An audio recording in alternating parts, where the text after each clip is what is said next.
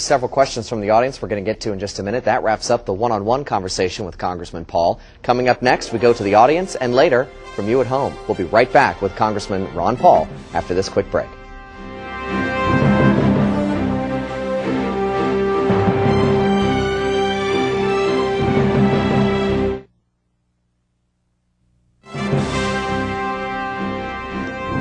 And welcome back to Conversation with the Candidate. We are happy to introduce you to Representative Ron Paul. He's a Republican from Texas. He's joining us. Our in-studio audience has been sitting here eagerly awaiting their chance to ask some questions of the Congressman. So let's get right to it. Our first question here in the front row. Sir, please stand. Tell us your name and where you're from. Hi, my name is Craig Everett from Darien, New Hampshire.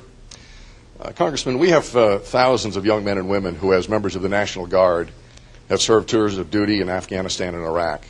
They have served as full-time soldiers and suffered as full-time soldiers. However, they are not so classified by the Veterans Administration and therefore do not qualify for full veterans benefits. Would you support a change in policy so that these gallant men and women may be given all the tools to help them get their lives back on track? Absolutely. I think this is one of the most serious problems we face today in general, the neglect of taking care of our veterans. They get good care and all, but we've just heard a lot of stories about what's happening down at Walter Reed Hospital and some of the neglect. And we fight it all the time in the congressional office. Veterans coming and not getting good treatment. Whether it was after Vietnam War with Agent Orange, they didn't get treatment for a long time. Oh, these people are just psychologically disturbed and they don't qualify. After time, then they recognize that Agent Orange. After Persian Gulf War, it was the Persian Gulf War syndrome. They weren't getting adequate treatment.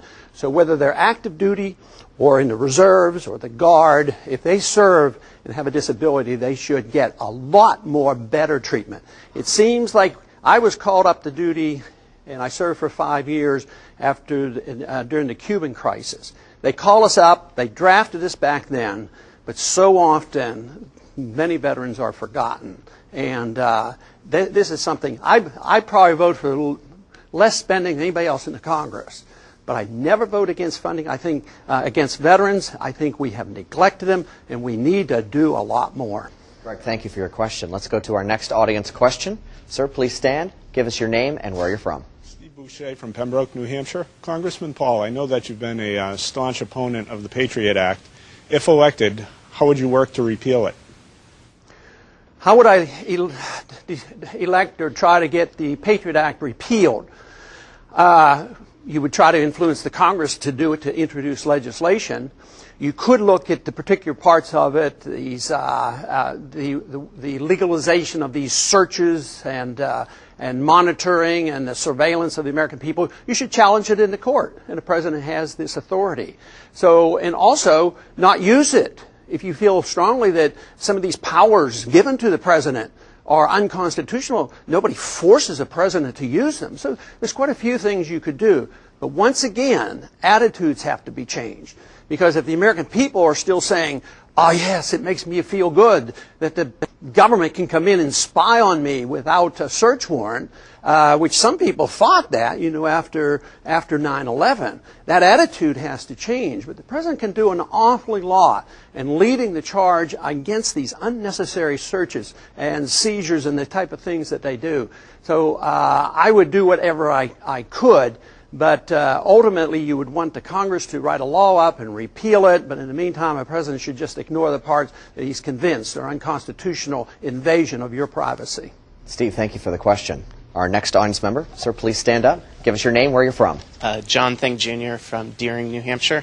Congressman, my question is about health care. Health care costs are getting out of control, and a record number of Americans are uninsured.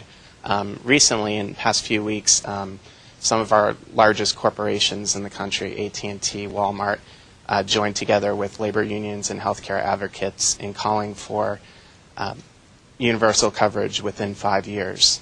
And my question is, how do you plan on making healthcare, quality, affordable healthcare accessible to all Americans? No easy task, but I've thought a lot about it. Haven't been in medicine and politics, but universal health care, in my estimation, would be a total disaster. I mean, it's sort of like deciding, well, what if 10, 15 years ago we decided to have a universal program to deliver cell phones to everybody in the country? or computers or television sets. Those are left more to the marketplace. All of a sudden, what happens in the age of inflation when the dollar goes down in value, prices go down on almost everything except in electronics. They go down and everybody has them. So medicine, once the government gets involved in something and they give subsidies to it, it increases costs, not quality or availability. So whether it's education, we pump more money into education than ever before. And a lot of people go to school, but the quality of education goes down because the money goes to the bureaucracy. In medicine, it's the same way. You pump a lot of money into it, and third-party payments are going into it.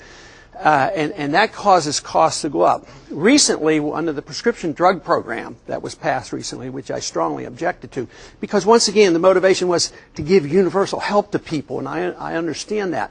But the choices were to have sort of a national socialistic approach where the government controlled it and was universal, or whether it would subsidize the drug companies. Well, it turned out that the sort of fascist approach won out because the drug companies came. They spent hundreds of millions of dollars lobbying Congress, so they passed the kind where the drug companies now are making these many, many dollars. Once government gets involved, it's just horrible. Tax code, you could make some changes. You could have medical savings accounts and tax credits. You could do this. But the one biggest problem has been that businesses have been able to give tax deduction for given health insurance, but the individual can't. So they've been excluded. So the tax code could be improved tremendously to help the individual get the same benefit. But one disadvantage of putting it on, say, Walmart and these other places, all it does is push the prices up. And then our government, our companies in this country become less competitive. Then we can't compete with the imports. And that makes our problems worse. Nothing's for free. People think that if it's universal health care, it's for free. Nothing's for free. Sometimes it's hidden. Sometimes it helps big government and the bureaucrats. Other times it helps big corporations. I think it should be that we concentrate on how services and goods are delivered in a system that's free. John, thank you for the question. Our next audience member, please stand. Give us your name and where you're from. Mike Garofalo from Salem. Congressman, my question has to do with renewable energy. If you were elected president, what would you do to make our country more energy self-sufficient, and which types of renewable energy would you support? I think the market makes all those decisions in a proper manner. I'm not smart enough, and let me tell you the Congress is not smart enough, and let me tell you the bureaucrats aren't smart enough to know which is the best. In a free market, pricing tells you everything. Let's say we didn't spend any money protecting our oil in the Middle East, and for some reason the price of oil went to $200 a barrel. You know, immediately we'd drive less, alternative energy would come in, and who knows what would come. I have a personal opinion. I happen to think that we have put too many roadblocks in front of nuclear energy. I think nuclear energy is clean. I think it's efficient and all these wonderful things. And you can get electricity out of nuclear. You can have electric cars, all kinds of things. But the most important thing is to recognize that government's not very smart. Collectivism in government, they're not capable of making good decisions in education, medicine, or in energy. But free price is important. Take, for instance, corn.